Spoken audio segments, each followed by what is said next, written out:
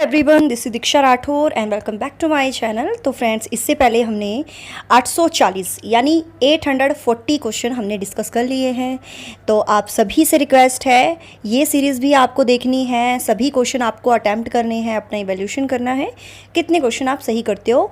और क्योंकि हमने ये सीरीज़ स्टार्ट की हुई है 1000 क्वेश्चन की, जिसमें हमने साइकोलॉजी से, डेवलपमेंट से यानी चाइल्ड डेवलपमेंट से क्वेश्चन जो है इंक्लूड किए हैं, जो प्रीवियस ईयर में पूछे गए हैं और जो आपके टॉपिक से भी लिए गए हैं। ठीक है, अगर इससे पहले आपने वीडियो नहीं देखी है तो जाइए आप वो वीडियोस देखिए, उसमें आपको क्वेश्चन सभी बहुत इंपॉर्टेंट मिलने वाले हैं। ओके, और डियर, जैसे आपने मुझे अदर वीडियोस को बहुत सारा प्यार दिया है ना, और मेरे हर कमेंट का आपने रिप्लाई किया है, तो मुझे बहुत अच्छा लगता है पर्सनली कि जो मैं आपसे क्विज क्वेश्चन पूछती हूँ उसका आंसर आप चैट सेक्शन में ज़रूर देते हो, और मैं आपके सभी के कमेंट देखती ज़रूर हूँ। तो इस वीडियो को हम शुरू कर लेते हैं, और इससे पहले जिन्होंने चैनल को सब्सक्राइब नहीं किया है, चैनल को सब्सक्राइब कर ले, लाइक कर दीजिए वीडियो और शेयर कर दीजिए अपने सभी फ्रेंड्स के साथ। So now friends, let's start. So question जो है, बहुबुद्धि के सिद्धांत के संदर्भ में एयरफोर्स पायलट बनने के लिए, यहाँ पर डियर पायलट आएगा, बनने के लिए निम्नलिखित में से कौन सी बुद्धि की आवश्यकता है? अंतः व्यक्तिगत, भाषिक, गतिक या अंतरा व्यक्तिगत। तो बहुबुद्धि के सिद्धांत के संदर्भ में एयरफोर्स यानी पायलट बनने के लिए इनमें से कौन सी बुद्धि की आवश्यकता होती है? तो यहाँ पर आंसर क्या सही हो जाएगा? क्वेश्चन को ध्यान से देखिए, देन इसके आंसर्स को ध्यान से देखिए। तो आंसर यहाँ पर राइट हो जाएगा हमारा सी आंसर बिल्कुल सही हो जाएगा, गतिक बुद्धि की आवश्यकता होती है। तो सी आंसर यहाँ पर जिन्होंने अपना लगाया है उनका बिल्कुल सही है। नेक्स्ट क्वेश्चन है, बुद्धि की स्पीयरमैन परिभाषा में जी कारक है। ठीक है, जी कारक है आनुवांशिक बुद्धि, उत्पादक बुद्धि, सामान्य बुद्धि या वैश्विक बुद्धि। तो स्पीयरमैन ने द्विकारक सिद्धांत इन्होंने दिया था, और इसमें यहाँ पर बात हुई है जी कारक की। तो जी मतलब जनरल इंटेलिजेंस है ना, सामान्य बुद्धि यहाँ पर इसका अभिप्राय निकल कर आता है। तो सी आंसर यहाँ पर राइट हो जाएगा। नेक्स्ट क्वेश्चन है, मानव विकास के संबंध में कौन सा कथन गलत है? विकास पूर्वानुमेय होता है, विकास सामान्य से विशिष्ट की ओर चलता है, विकास रेखीय होता है, या विकास निरंतर होने वाली प्रक्रिया है। तो कौन सा कथन गलत है वो हमें बताना है। तो क्या सही आंसर हो जाएगा? और डियर, मेरा पर्सनल चैनल है मिशन टैट, सब्सक्राइब कर लीजिएगा उस चैनल को। तो कौन सा कथन गलत है? तो यहाँ पर विकास जो है रेखीय होता है, ये बिल्कुल गलत है डियर, क्योंकि विकास जो है वर्तुलाकार होता है। ओके, और पूर्वानुमेय होता है, ये तो बिल्कुल सही है, सामान्य से विशिष्ट की ओर चलता है, निरंतर होने वाली प्रक्रिया है, ये तो बिल्कुल सही है, लेकिन रेखीय होता है, ये गलत है कथन। तो थर्ड आंसर यहाँ पर सही हो जाएगा। संगणन सिद्धांत निम्न में से किससे संबंधित है? अधिगम, अभिप्रेरण, स्मृति या सृजनात्मकता। तो संगणन सिद्धांत जो है ये किससे संबंधित है? तो ये स्मृति से रिलेटेड है। ठीक है, सी आंसर यहाँ पर राइट हो जाएगा। आगे बढ़ते हैं, प्रतिभाशाली होने का संकेत निम्न में से क्या नहीं है? विचारों में सृजनात्मकता, दूसरों के साथ लड़ना, अभिव्यक्ति में अनूठापन या कौतूहल। तो प्रतिभाशाली होने का संकेत इनमें से क्या नहीं है? देखिए, विचारों में सृजनात्मकता होना ये तो बिल्कुल सही है, अभिव्यक्ति में अनूठापन यानी वो कम्युनिकेशन स्किल जो है बहुत अच्छी होती है ना, दूसरों के साथ लड़ना ये बिल्कुल गलत है। बी आंसर यहाँ पर सही हो जाएगा, जो नहीं है संकेत प्रतिभाशाली होने का। इस अवस्था को मिथ्या परिपक्वता का समय भी कहा जाता है, यानी जिस अवस्था में बच्चा झूठ बोलता है, छल करता है, है ना। शैशवावस्था, बाल्यावस्था, किशोरावस्था या प्रौढ़ावस्था। तो ये होती है बाल्यावस्था। बी आंसर राइट है। बच्चों के सामाजिक विकास को प्रभावित करने वाले कारक है आर्थिक तत्व, सामाजिक परिवेशजन्य तत्व, शारीरिक तत्व या वंशानुगत तत्व। सोशल डेवलपमेंट को इफेक्ट करने वाले जो कारक हैं सामाजिक विकास को, तो वो है सामाजिक परिवेशजन्य तत्व। ठीक है, जिसमें विद्यालय, आस पड़ोस, कम्युनिटी, ये सब जो है सामाजिक विकास में मतलब सामाजिक परिवेश में ये इंक्लूड होते हैं। ठीक है, जॉन डीवी को निम्न में से किस मनोवैज्ञानिक से प्रेरणा मिली? चार्ल्स डार्विन से, एरिक एरिक्सन से, बीएफ स्किनर से या विलियम जेम्स से। जॉन डीवी ने जो है प्रोजेक्ट मेथड का जो है इन्होंने इनकी अवधारणा रखी थी, है ना। तो इनको प्रेरणा मिली है विलियम जेम्स से। डी आंसर राइट है। आगे बढ़ते हैं। विकास का वही संबंध परिपक्वता से है जो उद्दीपन का किससे है? परिवर्तन, प्रतिक्रिया, प्रयास या परिणाम। तो आंसर यहाँ पर सही हो जाएगा।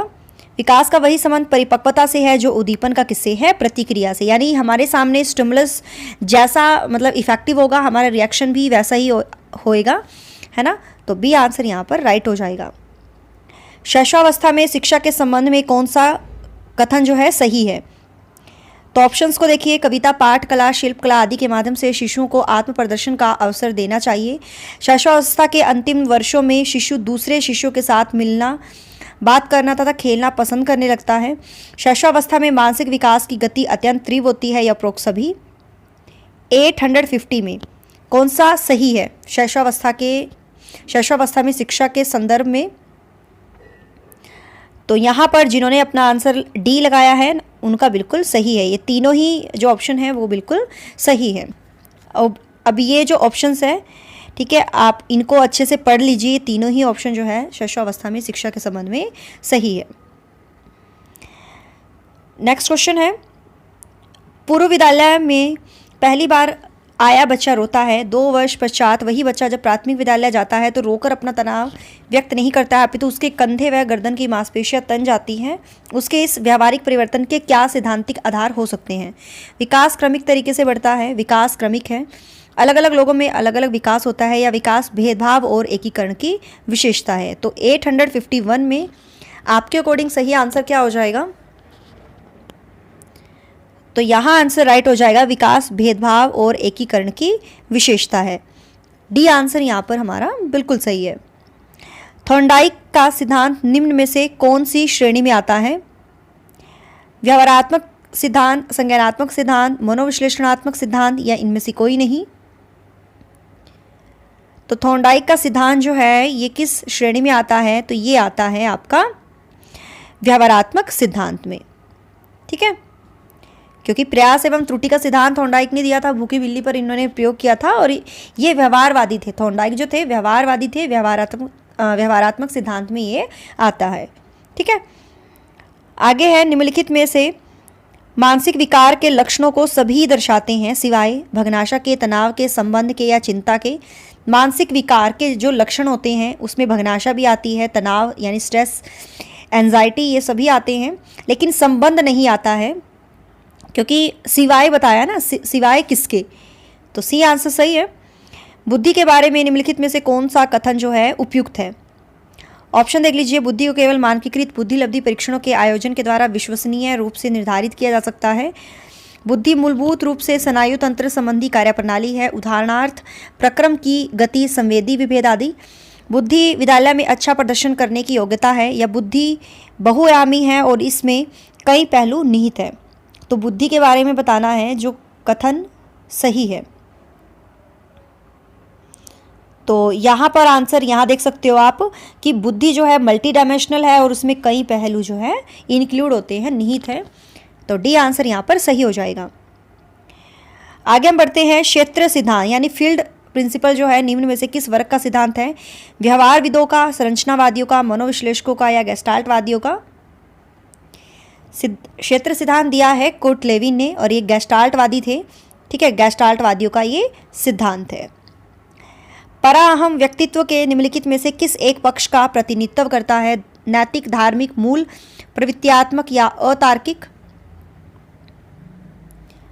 आंसर राइट हो जाएगा यहाँ पर नैतिक, ठीक है। आगे बढ़ते हैं। बुद्धि परीक्षण हेतु सर्वप्रथम बिने साइमन मापनी का निर्माण किया गया 1905, 1910, 1915 या 1920? बिने साइमन मापनी का निर्माण किया गया था 1905 में। क्लियर? बुद्धि का प्रथम सामूहिक परीक्षण है आर्मी अल्फा परीक्षण, आर्मी बीटा परीक्षण, आर्मी जनरल क्लासिफिकेशन टेस्ट, या बिने साइमन परीक्षण?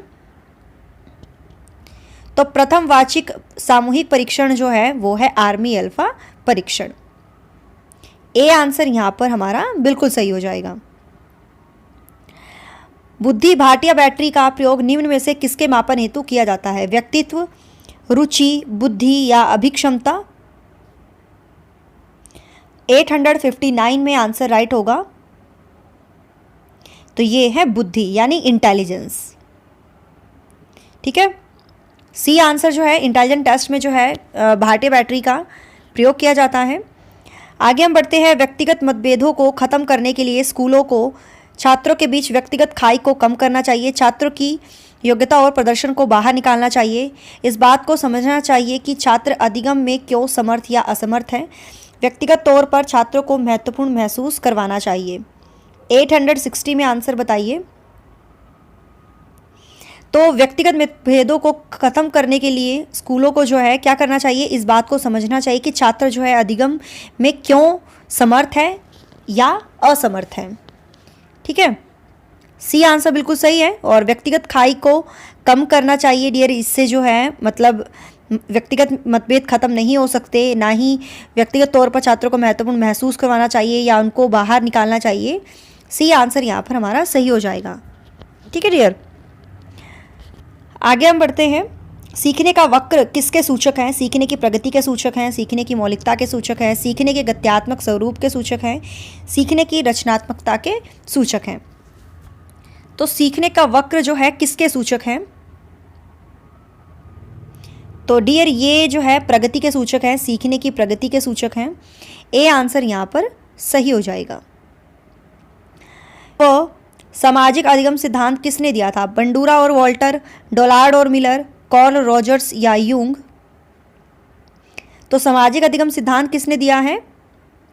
तो आप सभी को पता है बंडूरा और वॉल्टर्स ने। निम्न में से कौन शेष से भिन्न है? TAP, 16PF, cloud picture test या ड्रॉ मैन टेस्ट। तो इनमें से तीनों में से डिफरेंट है 16PF। और आपको डियर ये बताना है 16PF जो है ये मतलब ये एक प्रश्नावली है। 16PF ये एक प्रश्नावली है और ये आपको बताना है ये कौन सी प्रश्नावली है, मतलब ये किस में यूज़ की जाती है। इसका आंसर आप सभी को कमेंट में बताना है। ये आपका क्विज का क्वेश्चन है, ठीक है, जिसका आंसर आपको चैट सेक्शन में बताना है। और एक बार वीडियो को लाइक कर दीजिए अगर आपने वीडियो को लाइक नहीं किया है। अगला है मिरर ड्राइंग परीक्षण अधिगम या सीखने के मापन हेतु प्रयुक्त होता है। व्यक्तित्व, बुद्धि, अधिगम या नैतिकता। 864 में आंसर सही हो जाएगा, अधिगम यानी सीखने में। विकासात्मक कार्य के प्रत्यय के प्रतिपादक थे हॉलिंगवर्थ, हेविंगहर्स्ट, जीन पियाजे या हॉल। विकासात्मक कार्य के प्रत्यय के प्रतिपादक थे, तो ये हैं हेविंगहर्स्ट। बी आंसर यहाँ पर सही है। प्रकृति पोषण पर बहस निम्न में से किससे संबंधित है? आनुवांशिकी और पर्यावरण से, व्यवहार और पर्यावरण से, पर्यावरण और जीव विज्ञान से, पर्यावरण और पालन पोषण से। प्रकृति पोषण पर बहस जो है ये रिलेटेड है किससे? आनुवांशिकी और पर्यावरण से। फर्स्ट आंसर यहाँ पर हमारा सही हो जाएगा। बुद्धि के एकल कारण या एक तत्व सिद्धांत के प्रतिपादक थे डॉक्टर जॉनसन, स्पीयरमैन, अल्फ्रेड बिने या थ्रस्टन। एक कारण या एक तत्व सिद्धांत के प्रतिपादक जो हैं वो अल्फ्रेड बिने हैं। इन्होंने एक कारक सिद्धांत दिया था, जी फैक्टर का सिद्धांत इन्होंने दिया था। निम्न में से कौन सी रक्षात्मक युक्ति नहीं है? क्षतिपूर्ति, सहचार्य, औचित्य या स्थापन। तो डी सहचार्य नहीं होगा, बी आंसर यहाँ पर सही है। कल्पना की अधिकता के कारण दीवा स्वप्न देखने वालों को कहते हैं, यानी जिसमें इमेजिनेशन बहुत होती है वो दिन में सपने लेते हैं। समायोजित व्यक्ति, असमायोजित व्यक्ति, बुद्धिमान व्यक्ति या ये सभी। तो जो दिन में वो सपने लेता है, डे ड्रीमिंग करता है, तो वो अनएडजस्टेड व्यक्ति होते हैं, असमायोजित व्यक्ति। बी आंसर यहाँ पर सही है। और आज की क्लास का लास्ट क्वेश्चन है, सतत एवं व्यापक मूल्यांकन किस लिए आवश्यक है? शिक्षण के साथ परीक्षण का तालमेल बिठाने के लिए, शिक्षा बोर्ड की जवाबदेही कम करने के लिए, जल्दी की जाने वाली गलतियों को सुधारना, या यह समझने के लिए कि अधिगम का किस प्रकार अवलोकन किया जाता है, दर्ज किया जाता है, वह सुधार किया जा सकता है। 870 में आंसर राइट हो जाएगा कि ये समझने के लिए कि अधिगम का किस प्रकार अवलोकन किया जाता है, उसको दर्ज किया जाता है और सुधार किया जा सकता है। तो डी आंसर यहाँ पर सही हो जाएगा। तो डियर यही थे आज के, हम अपने सही हुए हैं कमेंट में आपको ज़रूर बताना है। और मेरा व्हाट्सअप नंबर है 8295024375। यहाँ आप मुझसे कांटेक्ट कर सकती हो। और आपके कितने क्वेश्चन सही हुए हैं चैट सेक्शन में ज़रूर बताइए। So thanks for watching my video. Do like share and subscribe my YouTube channel. Till then bye bye. रब रखा। जय भोलेनाथ।